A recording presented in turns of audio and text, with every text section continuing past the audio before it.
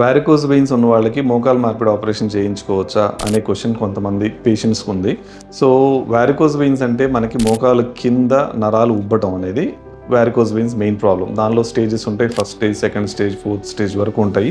So ఆ స్టేజ్ని బట్టి, సివియారిటీని బట్టి కొన్ని మందులతో అయిపోతుంది, కొంతమంది సాక్సులతో అవుతుంది, కొంచెం వెయిట్ రిడక్షన్ ఇలాంటివన్నీ జాగ్రత్తలు చెప్తారు. సో అయితే మోకాలు మార్పిడి ఆపరేషన్కి అదేమన్నా అడ్డం అవుతుందా అంటే కాదండి. అది వెల్ కంట్రోల్డ్ వారికోస్ వెయిన్స్ అంటే అంత సివియర్ గ్రేడ్గా వెళ్లకుండా, అంటే ఫస్ట్ సెకండ్ స్టేజ్లో ఉండి మందులు, టాబ్లెట్స్, సాక్స్లు జాగ్రత్తలతో సెటిల్ అయిపోయే వారికోస్ వెయిన్స్కి మీకు పుండు మానడానికి పెద్దగా ఇబ్బంది ఏమి ఉండదు. ఇంకొకటి ఏంటంటే మన మోకాలు మార్పిడి ఆపరేషన్ చేసేది మోకాలు మీద ఈ వారికోస్ వెయిన్స్ అనేది అన్నీ ఉండేది ఆల్మోస్ట్ అరికాలు కొంచెం పై భాగంలో ఉంటాయి.